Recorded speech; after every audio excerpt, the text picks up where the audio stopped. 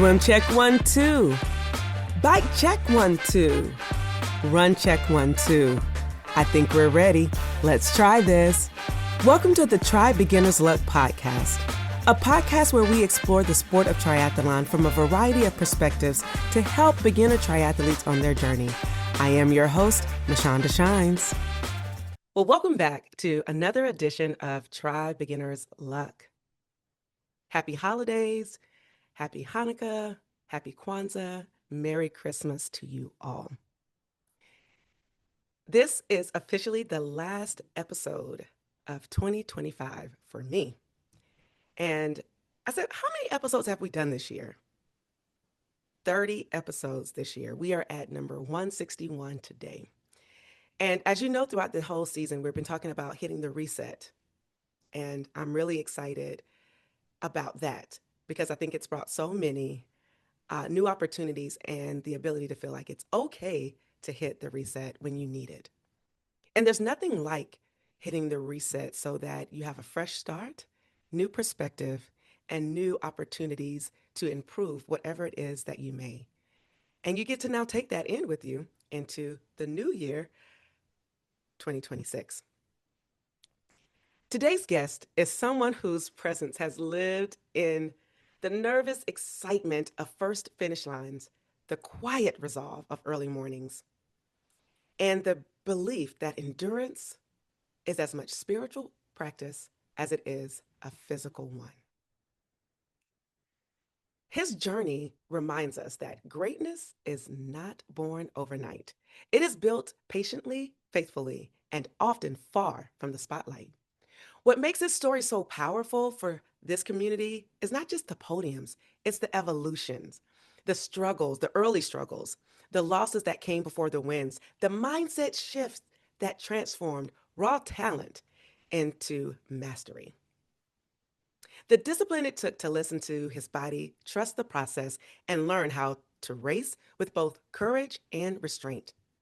For beginners, he represents hope, proof that you don't have to arrive fully formed. You are allowed to grow into the athlete you are becoming. For seasoned athletes, he represents wisdom, a reminder that longevity, joy, and purpose matters just as much as speed.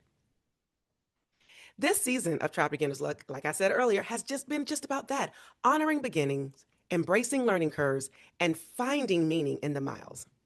Having this legend here brings that full circle. His story bridges generations of triathletes and reminds us why we fell in love with this sport in the first place. I know you're like, who are you talking about, Mashonda? I got you.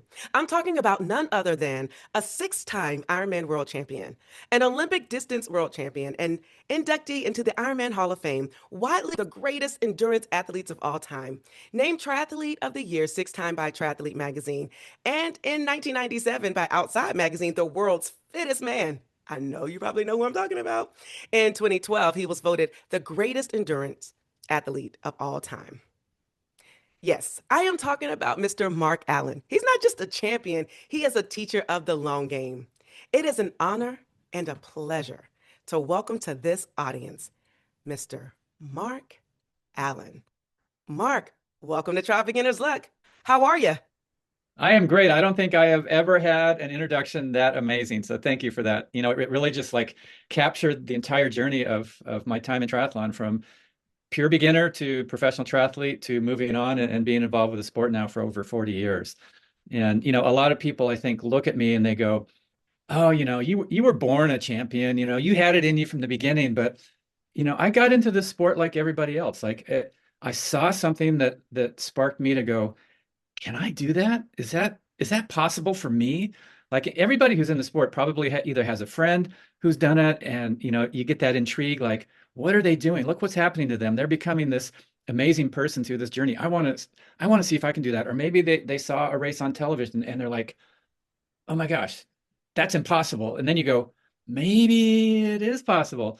But we all start from the beginning, you know, just figuring out how do we combine these 3 sports together? How do we integrate them into our life? How do we what kind of a community can we tap into so that it really is a joint effort with other people who are kind of on this same path to not only discover what they can do in triathlon, but really to use this to help you discover your life. And when I grew up as a swimmer as a kid.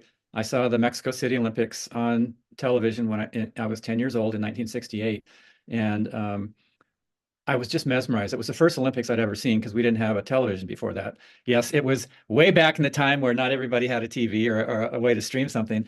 And the thing that just caught my attention were the distance swimmers. They were going back and forth in this pool, 50 meters. And for me at that time, as a 10-year-old, to get across one lap of a 25-yard pool, that was like a near-death experience. I could barely make it. I would get to the wall and I would just have to sit there. And anyway, about a month after that, there was the local swim team in town where I was growing up was having tryouts for kids. And my mom said, "Why don't you go and just try it out?" I go, "Mom, I can't even swim one time across the pool." And she goes, "Just go, okay?" So I went to this pool and I show up and here's all these other kids my age and they're just going back and forth like no big deal. And so, the light bulb starts to go on like, wow, maybe this is possible. And so I got in and I swam four laps without stopping, and it was like world champion, like that was amazing, and those little moments where you surprise yourself on what you can do, you'll remember those forever. It's not on anybody else's scale. It's not on, a world champion scale. It's like, what did I just do that I never thought I could?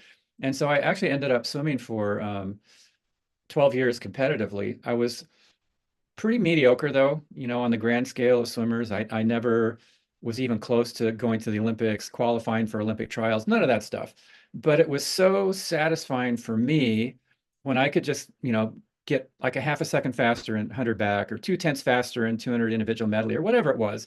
Nobody was going to write a story about me as a swimmer. I was not going to be on a magazine cover. It was just this pure personal fulfillment. And I think that's 99.9% of all the people who do triathlon. It's this real personal journey. And it's not about how fast you are. It's about sort of achieving those levels of personal excellence that, you surprise yourself. You go, wow, I did that too. And you got your people you train with, and they're like, you did it, and it's just it's a super, you know how it is. I mean, you've done it, you've experienced it, you know what I'm talking about. You said so much in that, Mark, and I, one, love when people just take it and run with it because that means I have to talk less, right? And this is what people want to hear, the stories. And so there were two things that stood out to me that I think very coincide, and that's talking about triathlon help you discover life, but also personal fulfillment. And those two things, obviously, you don't know right off the bat. That's why you're doing it. And so you talked about being that swimmer and starting off swimming and swimming for 12 years. So when did you switch over from swimming to triathlon, and how did the personal discovery happen for you? Yeah, that's a great question. I swam all the way through college. I was 22 years old. And then at that point in my life, I thought, well, that's the peak of fitness. I will never be this fit again ever. And shortly after that, the my girlfriend at the time, she did some casual running, and she said, "Hey, there's a 10K in downtown San Diego where we were living, and you want to run it?" And I'm like, "Okay, I've never run, but I'll do it. 6 miles sounded kind of daunting, but I thought, let me just try." And so here I am, a 22-year-old, thinking I have passed my peak of fitness, and I'm running in this 10K. And literally, there's these guys just blowing by me who are twice my age. And so the wheels started turning like, wow, maybe there's more sort of exercise fitness that I can experience in my life beyond what I thought I could. And so that planted a little seed like, is there a next for me? And 2 years after that, I saw the Ironman on television. First time I'd seen that, it was in 1982. It was the dramatic finish of Julie Moss crawling to the finish line and just being passed literally feet from the finish by Kathleen McCartney. And I was watching this human drama unfold, and clearly it was not about going fast. It was about persistence and keeping going, and no matter what, achieving that dream of crossing the finish line. And I watched her crawl across. I watched hundreds of other men and women cross that finish line, seemingly ordinary looking people crossing that extraordinary Ironman finish line in Hawaii. And about 2 weeks after that, the wheels started turning again. I'm like, maybe I wonder if I can be one of those people. I wonder if I can cross that finish line. I'd never biked or run before, other than, what you do as a kid or whatever. And and so I thought, I'm going to just see if I can do that. That was in February of 1982. So I want to get to my first race because I think this is where everything started to shift for me. Oh, yeah. You know, as a swimmer, if I was in the lead of a race, I could usually kind of hold it. But the second somebody got like a half a stroke ahead of me, there was this tape that started to play that said, "Oh, they passed me. They're pulling away. They're going to win. I'm not. They're going to be the champion. I'm going to be the loser." It was like this, definitely not a positive affirmation kind of stuff going on, right? But that's the way my swimmer brain kind of worked. Well, June of 1982, several months after I had seen the Ironman on television, I had been training, and there was an Olympic distance race in San Diego where I was living. So that was going to be my first triathlon. I had no expectation. I'd never done one before. I had no idea how transitions worked. I just knew that there was a swim, a bike, and a run, and the clock started when the gun went off, and it stopped when you crossed the finish line. And so, you know, complete beginner.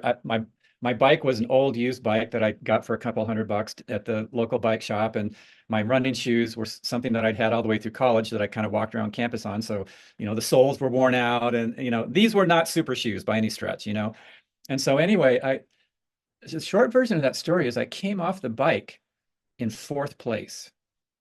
There were only three guys ahead of me, and I'm thinking, wow, that's kind of amazing. And so I headed out on the run, and about a mile into it, this guy passed me, and I moved from fourth into fifth.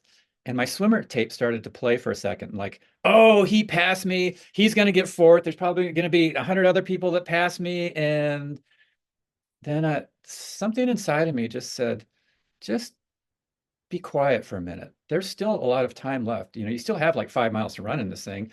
And I thought maybe it's not written in stone just because this guy passed me that he's going to have this great finish and I'm not. And everything just quieted down. My stride relaxed, my breathing relaxed, that judgment of what was going on relaxed. And all of a sudden, I realized he wasn't pulling away anymore. And about a half mile later, I caught back up to him. And a little bit after that, I went on and I pulled ahead of him. And I ended up finishing in fourth place that day. And the first three guys that finished ahead of me were big names at the time: Dave Scott, Scott Molina, and Scott Tinley. They were the three best guys in the world at that point. And so, there was kind of like this little news buzz, like, who is this dude, Mark Allen, that finished right behind these guys? But the big news for me was that I saw how impactful the thoughts that I was telling myself had on my performance in the race. And I saw how if I just stopped judging something as good or bad, he's pulling away, I can't keep with him, and just sort of said, let me just see what happens here, the most amazing things might take place. And so that was really the beginning of me looking at triathlon as way more than just a swim, a bike, and a run. It was a swim, a bike, and a run that was fueled by that internal conversation that I was having with myself. It was either going to be the experience was either going to be diminished because I was sort of like judging something as bad or not right, or I could just be quiet and go, let me see what this day is going to bring to me. Let me see what I can bring to this day if I get out of my way. And so I really started working on that whole sort of mental side or mindset side of the sport.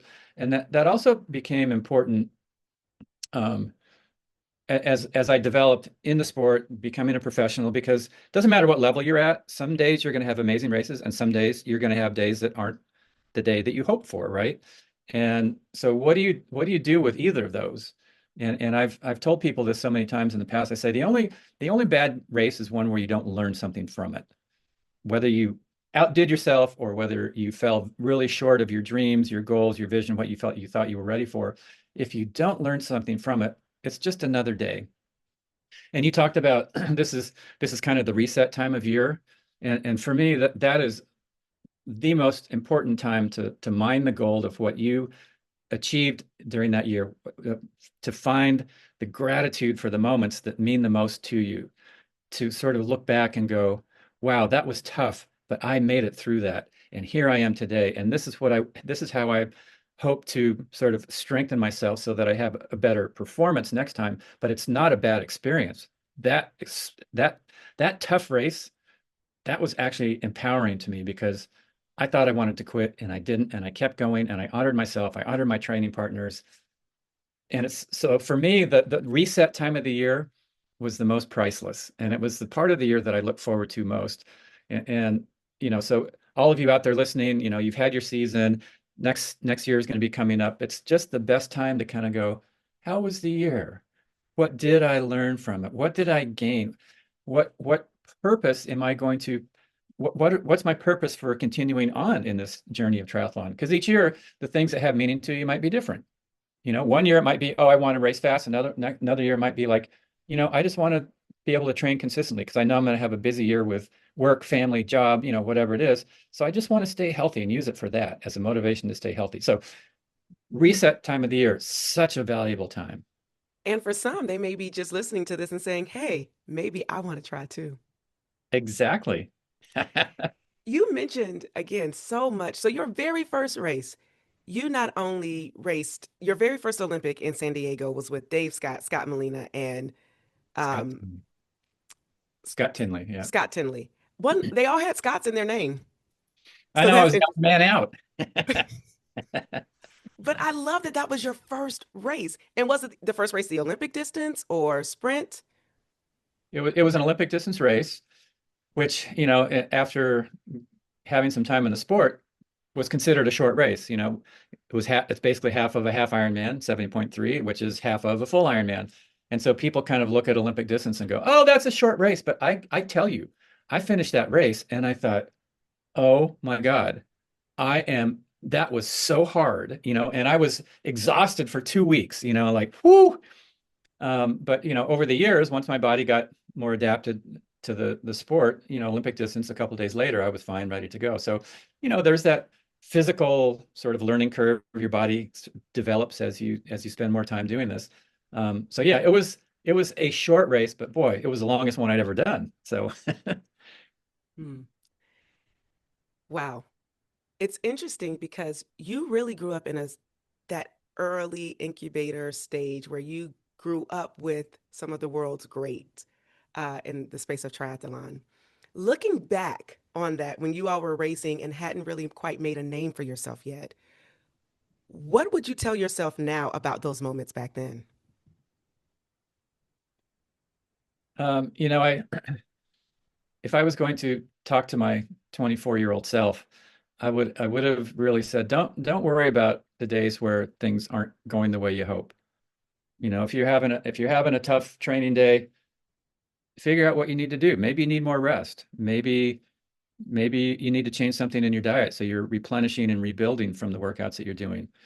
Maybe it's just an off day, but that doesn't mean anything other than that's just what today was. You know, take today as it is. Tomorrow's a different day, and just move on for it. And sometimes it was hard. It was hard for me to move on past the training days that weren't good, or sometimes the races that weren't good. And like I said, eventually I realized it's all just about kind of learning, and there's no failure. And so instead of worrying about trying to get in a particular workout, if it was a day where my body's like, you're not going to do that, what I would do is just modify it and try to just feel a little bit better at the end of the workout than I did in the beginning. So if let's say I was going to go to the track and do a track workout, and I start out running and like my body's like not up for this today. And then I would shift my focus and say, okay, today is not going to be about going fast. Today is going to be about running relaxed. And I just see how relaxed I could run and how smooth I could run and how quiet I could be inside. And all of a sudden I realized I'm smooth, I'm relaxed, I'm like in that flow. And it has nothing to do about going fast. It's about being efficient and light and just, I am out here and this air is beautiful. And look, it's springtime and the flowers, or it's wintertime and it's cold, and that air is just like making me feel alive, whatever it is. And so I had more and more of those just day-to-days that became positive. And the more of those little positive moments you find in each day of your training, the more your body absorbs what you're doing. And the just the better the whole experience becomes. Because if the only thing that has important, I would tell this to myself, if the only thing that has importance for you is to race fast on a given day of the year, you're putting way too many eggs in one basket. That day might be good, it might be a terrible day. And if it's terrible, what about the other 364? Did you just waste them? What were you doing during all those days? Were you learning anything? Were you enjoying it? And so I would have just like told myself to take a little bit more of a chill pill, and just enjoy this because it is a journey. It is the day to day of sort of, I think you might even use this word in the introduction, that triathlon can become like a practice. So it's when you do something over and over and over, you build like a momentum around it, and it gives you a fundamental change in your life. So, I mean, just think about how simple running is. You put one foot in front of the other, you go out, you do a run, you come back, maybe you ran 2 miles, maybe you ran three, maybe you ran six, whatever it is. That's great. But if you do 1,000 runs, that will completely transform who you are. It'll transform your health, it'll reduce your stress, it will teach you how to tune into your body, it will help you to organize your life so that you actually have time for that thing that brings you that day-to-day joy and fulfillment and happiness. And, no matter how I felt when I began a day of training, when I was done, I always felt better. And think about this in the simplest form. So, like, probably everybody listening at some point in their life, they have gone for a walk, right? We've all gone for a walk. You go out the door, maybe you got stuff that's bugging you, your job, you're stuck, you're whatever it is. You open the door, and the first step you take outside, there's like that relief, like, oh, and then you come back from the walk and you feel better than when you started. And that's amazing. And that's what triathlon can do with three very different sports.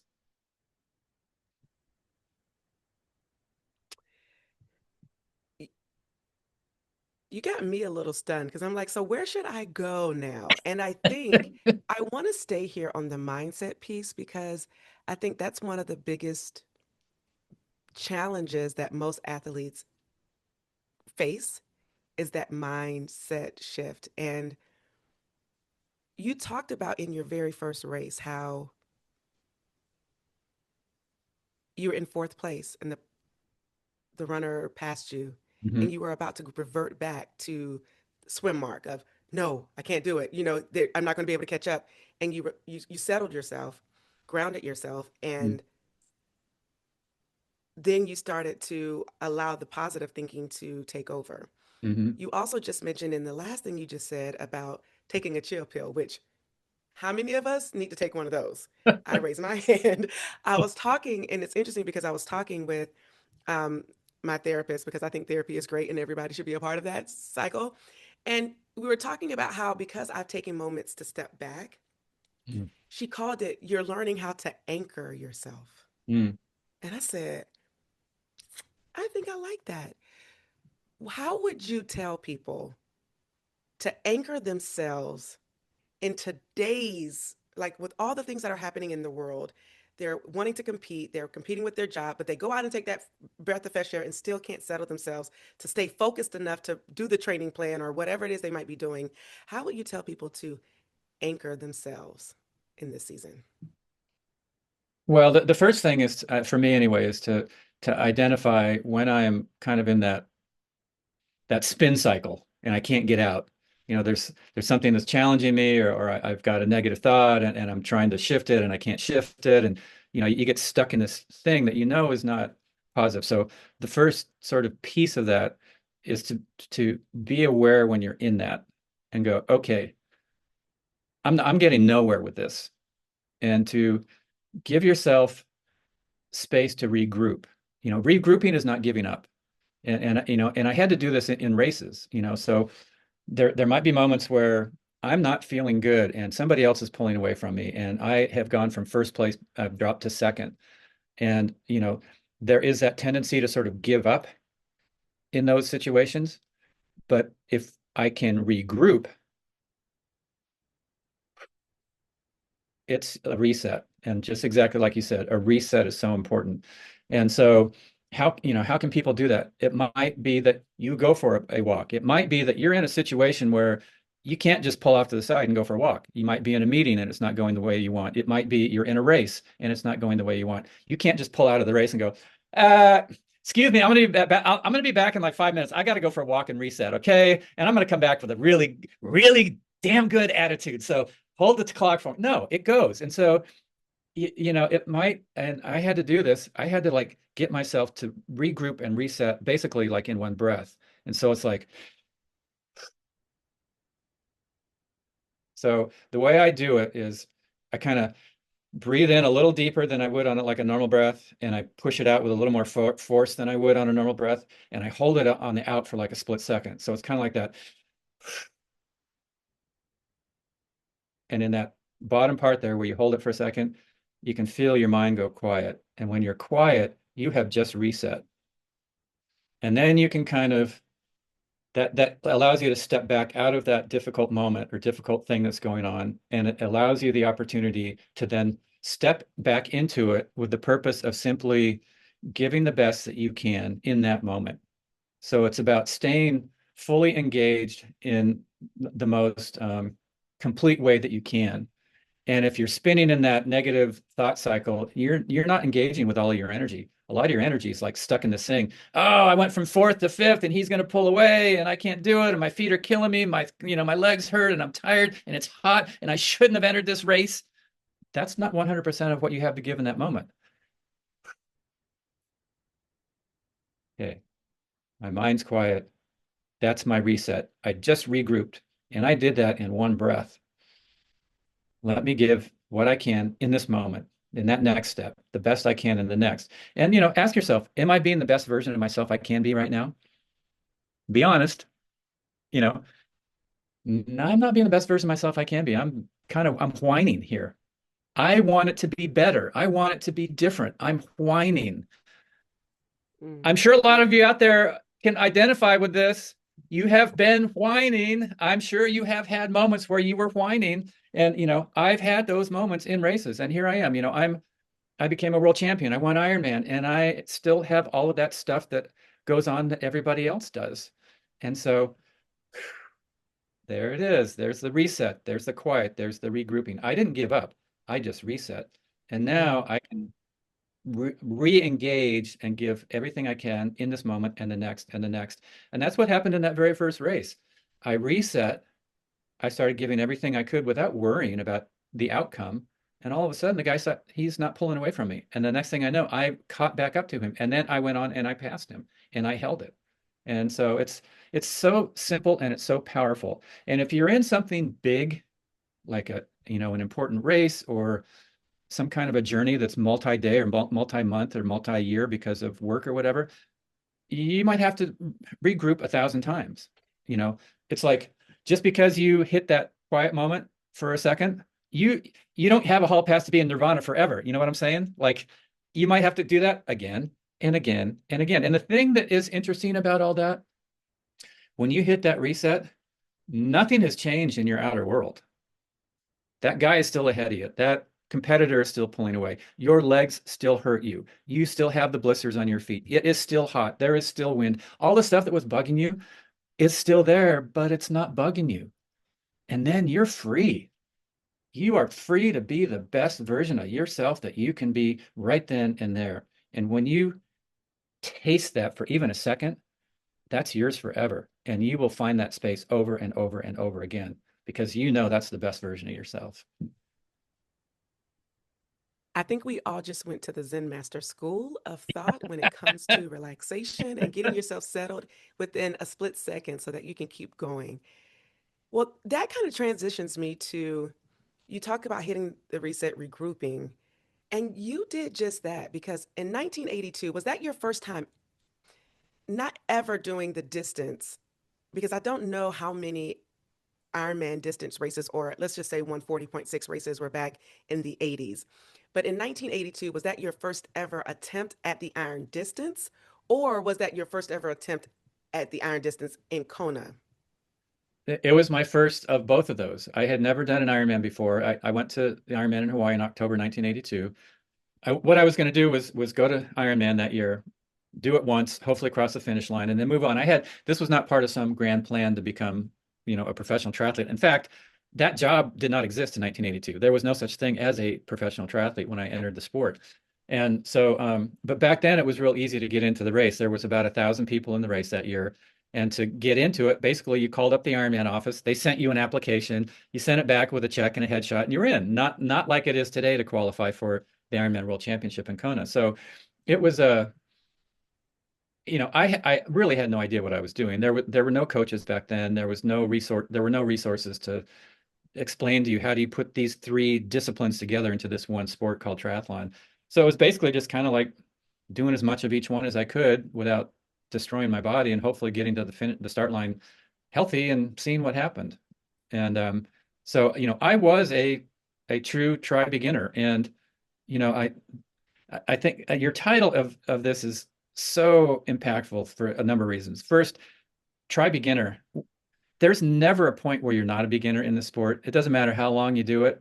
You're always you always feel like there's a part of you that's a beginner because you're always learning and your body's always different and the influences outside of your swim bike run are always going to be changing. And so you're always kind of a beginner. You're always kind of learning. Like you never get to a point where it's like, aha, I've got it now. That does not ever happen, especially if you're focused on maybe doing longer races because there's so many things that change. But that piece of luck is it's something to keep in mind, I think. Like I think we're all really, really lucky to be able to do this sport, to have the courage to dream of doing this sport because it's doing a hard thing. Even a sprint distance race, that's that's an effort. That's a big effort. You do an Olympic distance, that's a big effort. And so to have the luck, to have the courage, to have the dream to try this, you know, give yourselves a round of applause, a pat on the back, whatever it is, because that's a really, really amazing thing. And not everybody has the opportunity to to experience a triathlon. Those who have, it's we're all lucky. I don't think I answered your question, but You did not, but it's okay because I'm going to bring it back up. But what you did say was very good, and you really captured the essence of this. When you said try beginner's luck, that was the whole impetus. Is because before we even got on, I told you, I said, I just felt like I was a beginner for 10 years in this mm, sport, and I still come with that mindset, and have had my own set of setbacks and challenges, and for a while felt so guilty and hard on myself. However, you learn, it's again about learning and continuing to move forward despite the challenges. mm, But in 1982, with that being your first time setting foot on Kona, doing the race, first time ever doing the distance, you had a unique time. I want to talk about that time because I think that is going to tell us the story to get to world champion mark. mm. Yeah, that first year in Kona, I had no idea what I was doing. I was just hoping to cross the finish line. The race started at 7 o'clock in the morning. There were 1,000 of us in the water. We all started. It was a mass start. There were no wave starts. And in the race that year was Dave Scott, he was the guy who was setting the standard for everybody. Mhm. He'd won the race once. He was hoping to come back and win a second title that year. Scott Tinley was in the race. Scott Tinley had won the previous Ironman World Championship, and so there were two big guns in the race that year. But I wasn't thinking about those guys. I was in that water, absolutely terrified at 5 minutes to 7. Like, whoo, what did I get myself into? And so the the cannon sounds. We all head out for 2.4 miles of swimming, and it was a pretty rough and tumble start because everybody's smashing up against the line of buoys that navigates the shortest distance from the start to the turnaround boat halfway through. And eventually, I kind of found an open spot next to the line of buoys, and there was a guy swimming in front of me that he was swimming at a pretty steady pace. And I thought, okay, let me just get on this guy's feet and try to draft and relax. This is the only time you're going to do this stupid race, and all that kind of stuff, right? And we made the turn, headed back to this for the second half, and I was thinking to myself, I wonder where the leaders are. And so I stopped for a second, just treaded water to look up. I wasn't in a huge hurry, and the only guy I could see was this guy right in front of me. And I thought, man, those top guys are so fast, they're so far ahead, I can't even see them. At the end of the swim, still on this guy's feet, we come out of the water together, and as I'm coming up the exit ramp to go to my bike, somebody's looking right at me, and they go, "You're in second place." And I'm looking around like they're talking to me. Like I'm in second place of the Ironman. And I ran up because I was thinking, I wonder who this guy is that I'm following. I ran up, I looked over, and it was Dave Scott, the best guy in the world. And so I'm thinking, whew, okay, this is pretty unexpected, right? Halfway through the bike, I was still with Dave Scott. We were in the lead. We had a 5 minute lead over the chase pack. And I'd actually never talked to Dave before. So you know, I'm kind of a wise guy. So I pull up next to him and I go, "Hey, Dave, when we're done with the bike, you want to go for a run?" And he looks over at me. He goes, "Who are you?" And I go, "Well, Mark Allen." And he goes, "Oh," and he clicked his bike into a big gear and he took off. So I thought, all right, conversation with the champ's over. I clicked my bike into big gear and I heard this just clanking sound, like metal scraping. And I looked down and my derailleur had broken off and was dragging on the ground. So with over 50 miles to go in the ride, my race was done. I didn't achieve that dream of crossing the finish line, but I'd been with the best guy in the world for almost 4 hours of racing, which is, about half the amount of time that takes for the leaders to cross the line. And that's where the real dream was born. Like maybe someday, if I take my time, develop my skills, experience, all of that, maybe I can be the champion of this great race. And fortunately, talk about good luck, right after that race, um, Nike called me up and they said, "Hey, we'd love to sponsor you." And I'm like, "Oh yeah, well, what does that mean?" And free socks, what is that? And so they said, "Well, we'll give you stuff and we'll pay you." I'm like, "Whoa, oh yeah, okay." So anyway, that was the beginning of what became a 15-year professional career. And so the first 3 years that I went to Kona, the next year I came back and I finished. I finished in third. The year after that, I finished in fifth. So I was lower down on the rung, but I was actually closer to the leader at the finish line. And Dave Scott was the guy who was winning these years. And so I was improving. And then so the first three times I did Kona, I knew that I was learning. I was gaining that experience, gaining that fitness. Now the next three times that I went there, I thought that I was actually fit enough and ready to win because I was competing all over the world at this point, and I was pretty much winning almost everywhere I went, and I was beating Dave Scott at other races all around the world. But in Kona, I just couldn't do it. And that fourth one, the fifth one, the sixth one of being in the lead at the end of the bike, being in the lead halfway through the marathon, being in the lead with just 3 or 4 miles to go in the run, but ending up slowing down and getting past, it became like a really, really emotionally challenging, difficult thing to regroup from. Like when you feel like you are ready for something that has been a dream of yours for a long time, that you have devoted basically every ounce of your energy to, and you fall short, it gets harder and harder to pick up the pieces and go, okay, let me do that again. Let me just see if I can do it another time and somehow come up with the answer. And so after that sixth, if you want to call it loss, definitely disappointment. I said, I'm not going back to that race. There's something about it. My family, my friends, they're like, dude, that race is not for you. Maybe it's too long, maybe it's too hot, maybe the island just doesn't like you. We don't know what it is, but it's not working for you. So go to the other places where you've shown you can be a champion. I'm like, yeah, you're right. 2 weeks into my seventh year training as a triathlete, I was out on a ride and I was by myself and I could just hear the island. It was going, "You have to come back. You have to come back." And I'm like, "Oh, I do. I know I have to come back, but something needs to be different in my approach, maybe more than one thing." And I reflected on it. I always do my reset, November, December, but I did another reset in mid-January and I thought, okay, what do I need to change? And I look back and I realized I was trying to win that race. It represented the best race, the biggest race in our sport. If I could win it, it would mean a lot to me, right? But that was my goal, was to win. And I'm like, you know what? I may not win it. I may have my best day and I may not win that darn thing. And so I really changed my focus that year. I said, my number one goal this year is to have a strong swim, bike, and run, to race fast, to race hard, but not fall apart. And if I win, that's great. If somebody else wins, that's fine. And that's ultimately what we're all doing out there, is trying to find a way to have our best race. And I knew that if I could do that, that would make that journey that year worth it. But then I also thought about something else. And it took me years to figure this out. In wording. I knew that I had done something different, but it was in the wording. So I was looking at Dave Scott. At this point in his career, he had won the Ironman 6 times. I had won zero. He's the guy winning. He's the guy resetting the world record. He's the guy raising the bar. He's showing us what's possible. And so I thought, if I'm going to win, I've got to be like him. Now, Dave Scott is a kind of athlete who he likes to be at the front of the race. He likes to control the race. He likes people to follow his strategy and his plan, and he's very aggressive.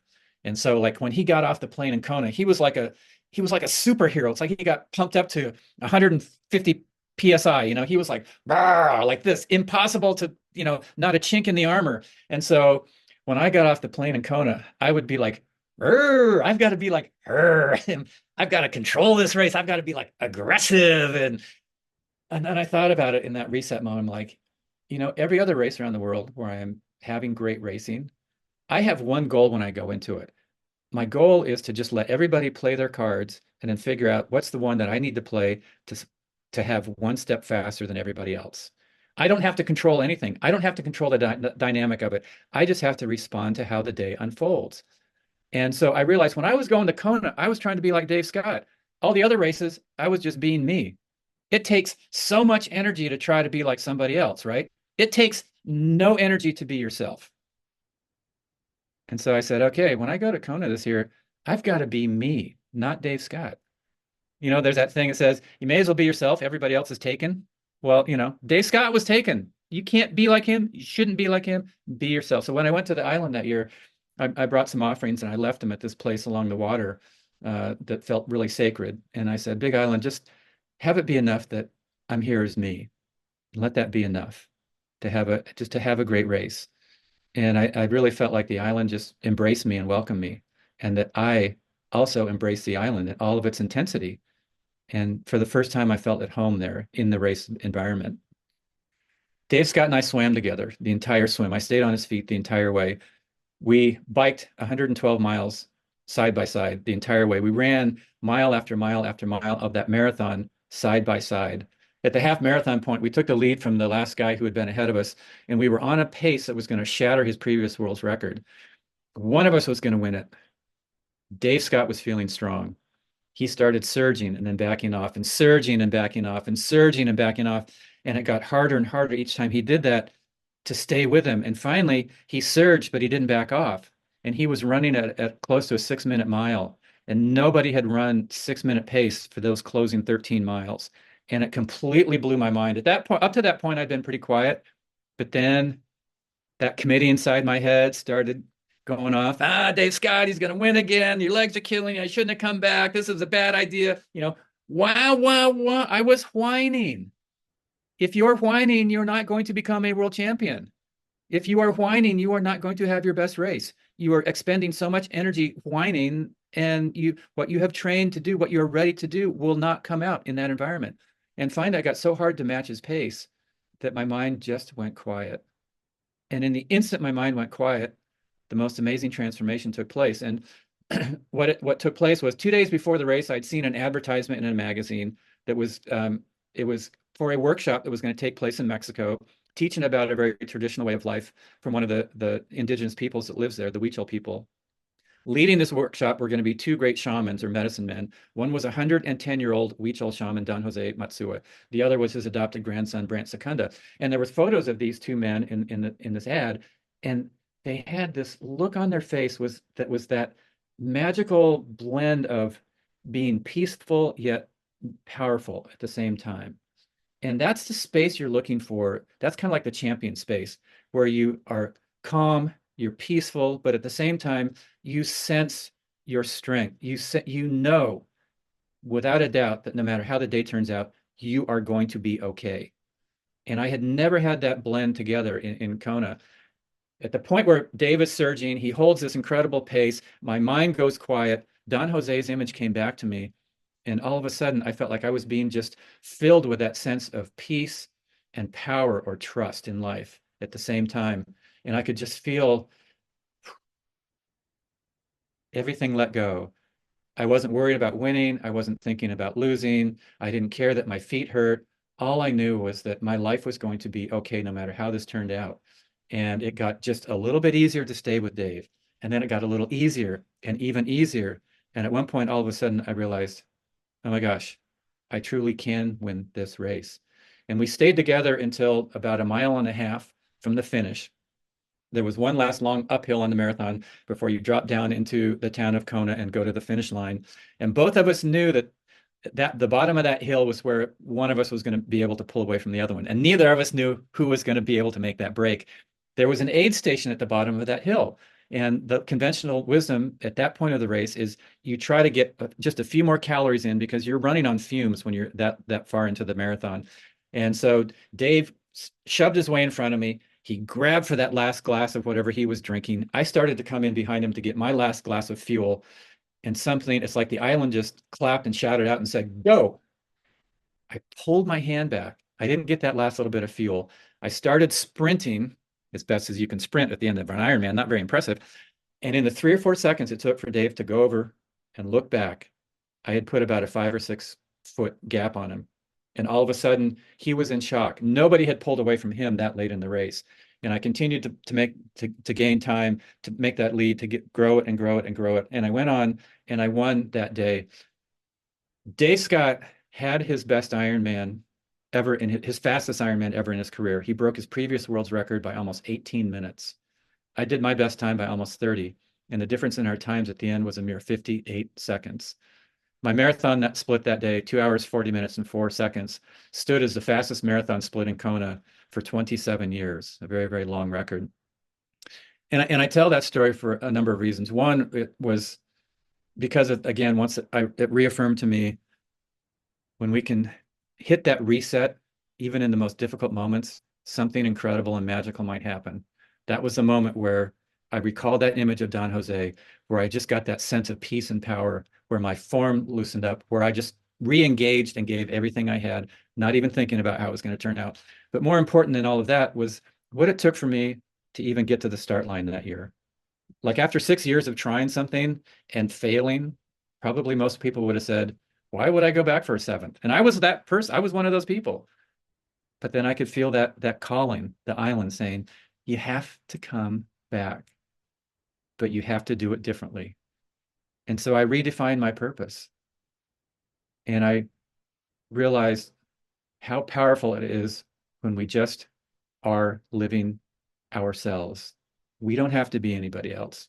We can be who we are, and that is amazing enough. And that is powerful enough for anything we're doing in our life.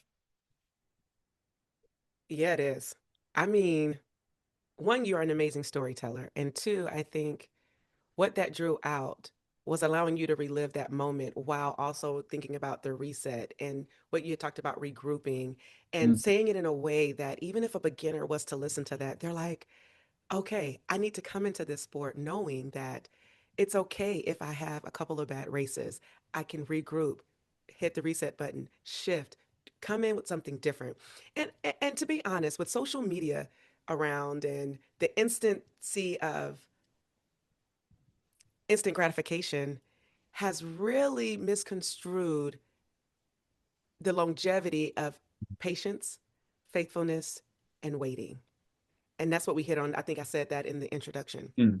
And so I appreciated listening to that story because it helped me. And it's like, okay, come approach it differently, hence the reset this year. But now, as we kind of transition, I think we got to hear about your very first race. We got to hear about your first couple of races at Kona and what made you the legend, Mark Allen. Mm. Kind of looking back, and we're thinking about this from like a person who might be a beginner perspective now. What role did curiosity play in your success? And how can beginners protect that curiosity as things get harder or more challenging? Yeah, well, I think curiosity is what brought all of us into the sport.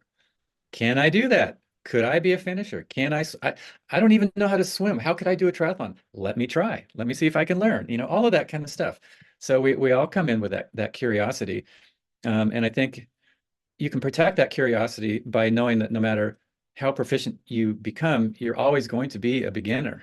You will always have the opportunity to learn, and that it might be important as you go, if you have a longer journey in the sport, to continually sort of reassess your purpose. What are you trying to get out of it? In the beginning, when you're getting faster, because you will, that can be the purpose, just to see how fast can I get, and then you reach a point where gaining more speed gets harder and harder and harder. So then it becomes a different thing. Like, what am I trying to get out of this? Maybe it's simply to keep myself healthy. Maybe it's to help reduce my stress. Maybe it's because I love my training partners. And I so look forward to that time where we're out there together and, BSing and laughing and talking. Some of the best conversations I've ever had is when I'm out there running with my training partners, or some of my people that I spent all those hours with. And so continually sort of rejiggering your purpose, What is it that you're looking to gain from this sport? And then also that curiosity stays intact, I think, when you sort of keep triathlon in balance with the rest of your life. This sport should reduce the stress in your life. It shouldn't add to it. And I've known more than a few triathletes who have sort of assessed more time that they think they have for training than they actually do in their life. And then it sort of kills that curiosity because all they're trying to do is to fit in their workouts, and the rest of their life is falling apart. And then they've got to do a real reset and just like drop the sport for a few years to sort of rebalance everything. So there's also that sort of balance piece. For me now, the most important thing in my athletic fitness journey is consistency. It's not about speed. It's not about endurance. It's not about volume or any of that kind of stuff. It's just, what can I do today that will invigorate my body? Maybe there's a little bit of a challenge to it, but so that I know that tomorrow I can get up and I can do something again. And consistency it becomes a practice. It becomes part of your life. Like, you make your bed in the morning, you brush your teeth, you eat your breakfast, or you eat your lunch, or whatever. You have these rhythms of your life. And when exercise, that consistency of it becomes part of your rhythm, then it's more than just a swim, bike, run. It's more than just a triathlon. Thank you for that. I think we've been getting a little bit of how I'm segueing into this new topic. You've been giving us a little bit of Coach Mark the entire time, this wisdom, again, for us, for people who are seasoned and not, because I think the wisdom that you're dropping are gems, as they say, be like, yeah, you ate that. So thank you for that. Now, transitioning into Coach Mark, how has that been? Because you are really pioneering some really cool initiatives. And I want to talk about transitioning from legend triathlete Mark to legend coach Mark Allen. Tell us about that. Well, my journey as a coach started actually right before while I was still competing. One athlete from Chicago contacted me and he said, "Hey, would you coach me?" And I'm like, "Well, okay, sure." And I felt like, what? I don't really know about coaching, but then I thought, I guess I don't really need to know everything about coaching. I just need to know more than this guy who's just beginning. And so, I sent him training plans with an Excel spreadsheet. And now it's obviously everything's pretty high tech with AI driven training. And, all my coaching is done on this platform called TriDot.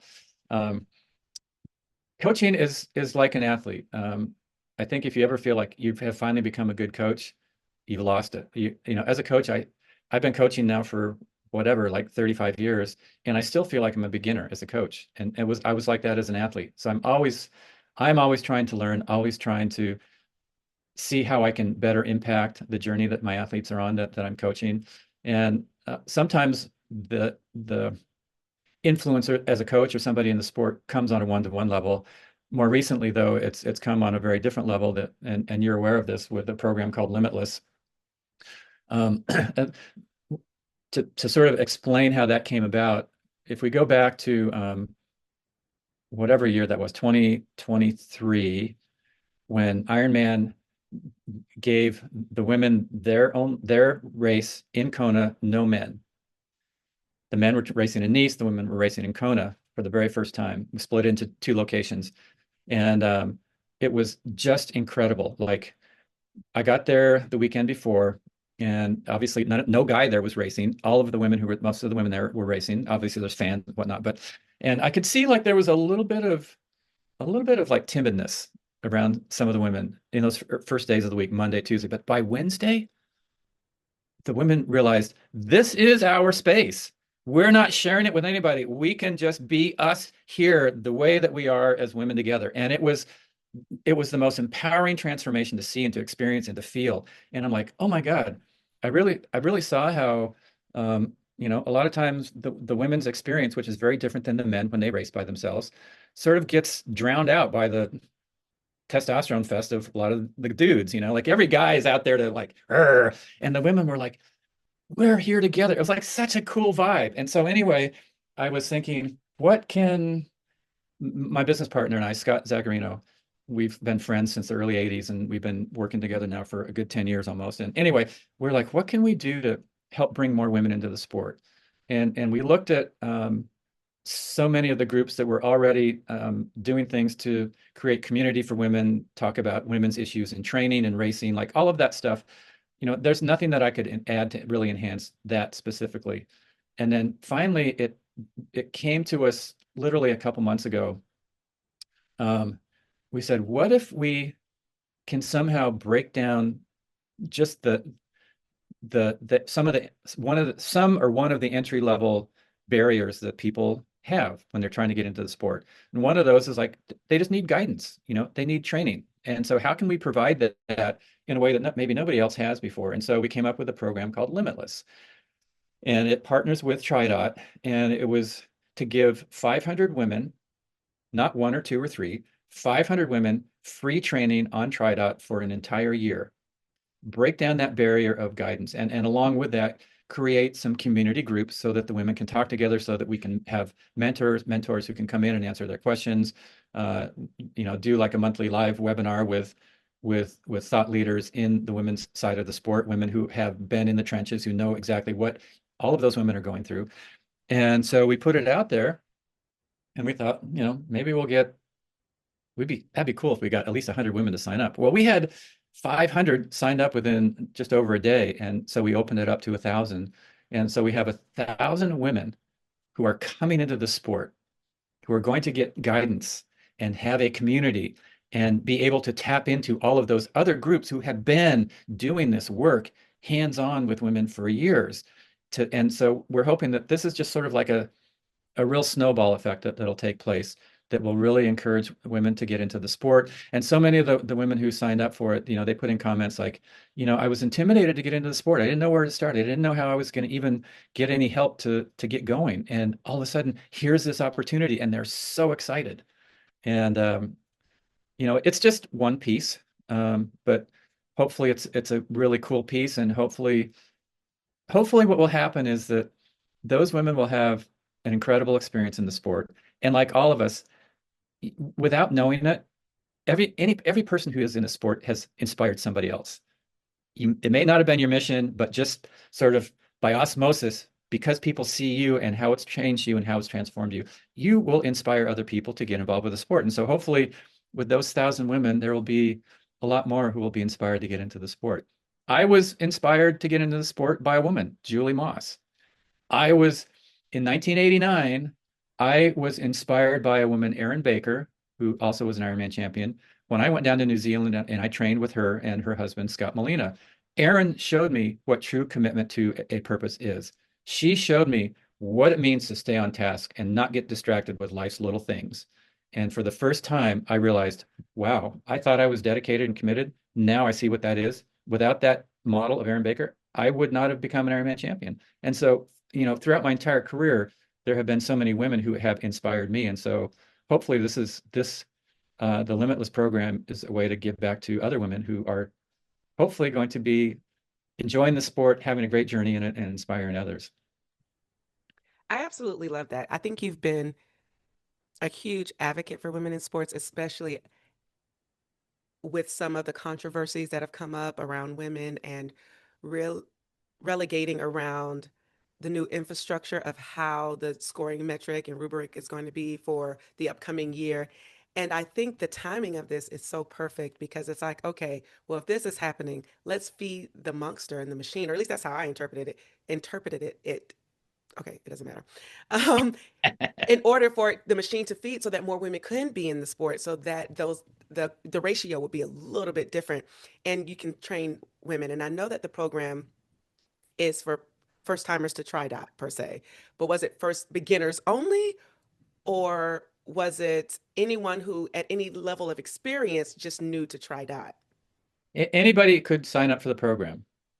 The vast majority of the people who signed up, though, were people who were thinking about triathlon, or maybe they've just done a race or two, but they don't have they've had that a little bit of timidness around it. Mhm. And all of a sudden it's like, wow, this is a place where I can go and I can feel safe to just not know everything, and to gain some mentorship from people and to get some really good training. So it was open to anybody. If you could have been an Ironman champion and signed up for this, but the majority of the people who signed up were people who are who are either thinking about getting into the sport or who are just beginning. And which is great because those are really the people we wanted to influence. Becoming an Ironman champion, age group champion, all that, that's the pointy end of the sword. We wanted to really hopefully influence the real base, the grassroots of it. That's fantastic. So the wait list is still up. However, this year is complete. So my question is for women who might be, as the word gets out about this program, is this a program that you're seeing to continuously produce, or is this going to be for a limited amount of time? Well, all we know for sure is that it will be a full year starting January 1st, 2026. Okay. We're hoping we've talked to a number of uh, companies to get involved with this also, with really giving some equipment options for the women as well, so that hopefully some of that cost barrier will be broken down as well. Will this continue beyond this year? I think we're going to just see how it evolves. You know, I'm not I'm not involved with this for a short term, like one hit wonder kind of a thing. I think everybody that's behind it, including TriDot, we're all fully committed we've always been committed to long range support of athletes and helping them develop over a longer period of time. Like you said, nothing great in the sport happens in 3 weeks, or maybe even 6 weeks, but over the course of a year or two, boy, your life can completely change, and will completely change for the positive. So I'm in it for way beyond just kind of this grand kickoff that's going to happen January 1st. Well, listen, for those of you, uh, keep following. Well, I would say, let's start back. Go follow TriDot, follow Mark Allen, follow Mashonda Shines, and follow Try Beginner's Luck. Okay. I'm just going to put us out there too. Follow all of us. But jump when there's an opportunity like this because you never know the possibilities that it might open up. Kind of Mm. like Mark Allen said from, Aaron Baker at something, the training ground in Australia, I believe it was, in order to, that was an impetus. You mentioned Julie Moss, which I found out some very interesting information about you with Julie Moss. I was like, for real? Yeah, Okay. Okay, we were Mark. we were married for 12 years. We have an amazing son. Yeah. I love that. Yes, yes, yes. Um, And so it's like champions beget champion. It was anyway. I was like, okay, let's focus. I'm trying to focus. And so you never know what opportunities are out there. We've been talking, or people saying, well, what are you going to do? What's going to come next? This is a something. And so be sure to sign up when those opportunities come because you Mm. never know what can be birthed out of that. So, Mark, as we kind of wrap this in a beautiful bow, hmm, when your competitive results fade into history, what do you most want people to remember about how you showed up, not just as an athlete, but as a human being? Well, I've always felt like racing and results were just one part of my life, and they were what I put a lot of energy into at that time from my 20s to late 30s. But hopefully, with things that I'm doing now, like the program with Limitless, people will also look at what I did and say, he did a lot of things that actually gave back to the sport and gave back to people. Because, if all I do is have great races and I keep it all to myself, that sort of doesn't mean that much, But if I can, because I should backtrack, I've had so many people come up to me and say, hey, I got into the sport because of something that I saw you do, and it's changed my life. And that's such an incredible thing. Like if you can touch one person's life and make it better, that's what better thing can we have done? You know, here's a great story of that. So I surf. That's kind of my sport that I go to most now when I'm like I live in Santa Cruz, California, and we have great surf all year. And so if there's surf, I'll be out in water. And I walk, I lift weights, I ride my stationary trainer. I mix it up all the time. But anyway, this one day I was surfing and it was kind of small, and I dropped into this wave and my board fell out from underneath me, and I'm coming down, I'm falling down, and my board came back up and it smashed me, split my lip open, my upper lip all the way open. And so I just immediately went to the emergency room, and I'm in there and, holding the thing together so it's not bleeding to death. And the physician assistant comes in, and he goes, oh, you're Mark Allen. And I go, yeah. And he goes, well, let me finish up with this other patient because there's something I want to tell you. I want to do a good job on you. And I'm thinking, if I wasn't Mark Allen, what kind of a job would you done on me? But anyway, so so he comes back in and he starts sewing it up. And he goes, I wanted to tell you the story. He said, I've seen you around Santa Cruz a number of times, and I've wanted to share the story with you, but seeing you on the street seemed like a weird spot to stop you and tell it. He goes, I grew up here in Santa Cruz. And he said, when I was 18, 18, 19, I was heavily addicted to drugs. I was in with the wrong crowd. I was going down the wrong street. And my dad lived in Hawaii, and he got me to come over there. This was in 1989. And he said, you got to see this thing. It's called the Ironman. His dad was a photographer. And he said, all right. So we went over there, and he said, I watched you and Dave Scott and all those other athletes do this incredible thing. And he said, it changed my life. He said, if these people can do that, I can get myself off drugs. He said, I got myself off all the drugs. I went to physician assistant school. He said, you literally saved my life. And I just wanted to thank you. And, so those are the kind of stories that hopefully people will share about the things that I do, that hopefully they'll have that kind of impact. And like I said, we all influence people, we all inspire people, and that's such a cool thing to be able to do. You're doing it right Ladies, here, girl. Try beginner's luck. You're doing it right here. hey, thank you, Mark. Speaking of, as I was going to say, ladies and gentlemen, this is Mark Allen.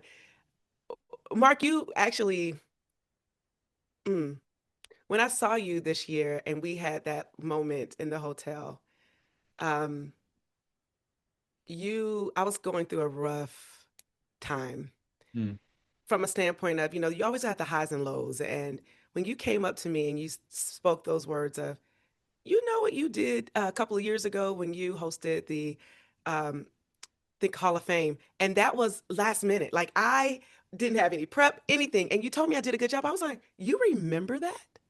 mm, That was when I was still like an infant, and so it made my day. So thank you mm, for recognizing that. And I was really even nervous to slide into your DMs and ask you to be on the podcast. mm, But you were so gracious then, and you were gracious when I slid into your DM, and you've been gracious today. Thank you for what you're doing in sport, what you have done, what you're going to continue to do, because what you did today was kind of wrap this up in a beautiful bow as we're ending the year. And so, what my hope is that this is a gift to everyone who gets to listen to it during the holiday season and beyond. mm. Um, we can't let you leave here without rapid fire. And then we're going to close this up. But thank you so much for coming and saying yes and for being here. Because I don't know about you, but I was like mesmerized, like, oh gosh, this is so incredible. Like, and trying not to like fawn over this, which I think I did pretty good until the end when I started having butterfingers with my words. But that's the growth part of it. Mm. All right, Mark, we're going to get right into this. All right. Rapid fire. Ready? Because I learned today, like I had my pastor on a couple of weeks ago, and you know how to tell a good story. Mm. So rapid. Okay. Kona at sunset or Kona at sunrise? Kona, Kona at sunrise. And what it is there's these doves that make this cooing sound. And Mm-hmm. it's like the sweetest sound. And the island is always really quiet at sunrise. And it's like those doves are greeting the day. And it's just this sound that sort of makes you feel like life is just all as it should be. Mm-hmm.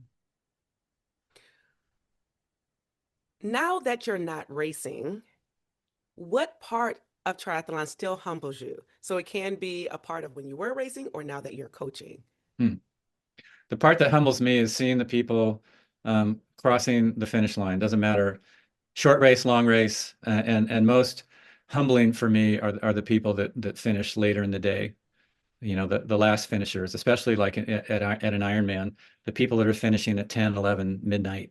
To see them cross that line and the joy and the fulfillment and the excitement and the experience that they've been through is just humbling. It's inspiring. It's beautiful. Mm. What song, what song gets you pumped up to work out, to do anything? Like what song is it that Mark listens to that's like, yeah, you just rock out? Oh, I actually never, I basically never trained with music. Mm. But my because I always liked that quiet. And I also felt like, in a race, I'm not going to have music. So I got to figure out how to deal with myself. Like if I can't be with myself in training days, I'm not going to be able to be with myself during the race either. But my go-to music that I just love are like the old blues. I just think there's nothing like old blues and guys who've been inspired by blues who are current guys. Like I Mm. love this guy Skip James who was like so few of his things were recorded. I love Stephen Stills when it's just him singing with his acoustic guitar. There's nobody like that. That kind of stuff gets me going. Okay, I like that. It's like everything about you kind of translates back to peaceful zen, even your music type of genre. I like that. I want to meet the alter ego of Mark. I want that's who I want to meet at some point in my life. We'll table that for now, though. I do have an alter ego that every now and then it's got to come out. Like you cannot be like controlled and zen all the time. Sometimes you just got to like let it out. And people are like, That's what the the Mark I heck want to is going meet. on with him? Is he on drugs? Is he high? What the hell is going on there? And he's like, we can't get him to shut up. And you're like, whoa, I thought you were like Zen dude, but no. Oh, wait. So we'll go there another time. Yeah, you're right. We'll go there another time. We'll let the people give that little sample and then, make them want to come back for more. At the end of a race, what did you prefer? Beer, wine, water, or soda? After a race, the thing that I wanted was like a greasy, juicy, salty, cheesy hamburger. You've drunk so much junk, so much stuff during the day. You're not even thinking water, juice, wine, beer, whatever. You're thinking, give me like the heaviest, saltiest thing that I can find on this planet, and I will be the happiest camper there is. Okay. What's one habit you still keep from the days when you were competitive? I try to be okay with doing the things that are often boring or could be considered boring, and I try to be okay with the things that I know are going to be very challenging and try to stay sort of centered within those things that are uncomfortable for me to do. Like some of my training was in essence very boring, doing the same thing over and over and over. Some of it was very challenging, and I had to really like, okay, you need to do this if you're going to get to where you want to be. It's part of the plan, part of the piece you have to put in place.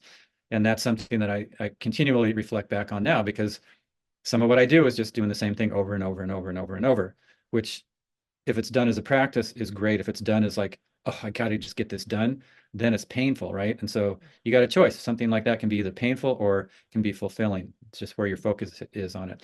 And then there's things that I continually have to do now that like it's not my natural way to have to do those things, but I got to do them anyway. So just suck it up and get it done, like stop complaining, stop whining. That's a big one. You've been saying stop whining the entire time, which I love. I absolutely love because we all have that little whiner in us. But finish this sentence. The real victory is are the real victories are the ones that you have where you've been a victor over those lesser parts of yourself that would have given up or given in. Those personal Mhm. victories where you rose above that part of yourself that wanted to just quit and you kept going and you gave everything that you had, even in those moments that were far from ideal. Those are the great victories. And Mhm. nobody will see those. You're the only one that knows what those victories are. And the tough things that you've done in your life, the reasons that you're here right now in this moment, nobody will truly understand what it took for you to do that. But be proud that you have done all of those hard things and that you are here today, now living your life as it is. Fair. And we don't let anyone leave the podcast without answering this one question. Do you pee on the bike or did you get off and take a proper pee break? Well, clearly you didn't get off at any points, but do you pee on your bike or did you just hold it? Oh, in the race, there's that clock is going. You don't want to waste time. You just stop pedaling and go. Yeah, I think that's a part of the race that people, did you pee during the race? What did you do? Secrets be known. it is. And we've had some people who are very speedy, i.e., I think, I can't, maybe Taylor, who doesn't maybe pee on her bike. But it's interesting. You get interesting dynamics from everybody who comes. Thank you again so, so much. We have this saying on Try Beginner's Luck, whenever you try, you always win. And Mm. I don't know if you heard it all throughout this, but Mark Allen definitely put his stamp of approval on just that. Remember to like, share this with those who you love and you want them to try because what's to keep this podcast a secret? You should want everyone to listen to it so that you can give them an opportunity to try. With that said, you can follow us on Instagram, TikTok, all the major platforms. And you can listen to us on all the major audio platforms and on YouTube, and most recently on Substack. There's nothing limitless about us. There's nothing limitless about you. And Mark Allen just told us that limitless is a whole thing. So go out there and go to TriDot, follow them, follow him, follow us. And you know what? Guess what time it is? I'm going to sing to you now because this is the last podcast of the year. This is the day before Christmas for those who celebrate Christmas, Hanukkah, Kwanzaa. And I'm going to just wish you a happy holidays and a happy new year. So when I come back, it will be at the end of January. Until then, be blessed, be peaceful, and restored during the holidays. My name is Mashonda Miles, also known as Mashonda Shines. And for 2025, we are out. Peace. Bye, everybody. Thank you for tuning in and listening to this episode. We need your help so we can continue to try at TBL. So for more information on where you can find and subscribe to this podcast, visit www.trybeginnersluck.com. And don't forget, whenever you try beginner's luck, you always win.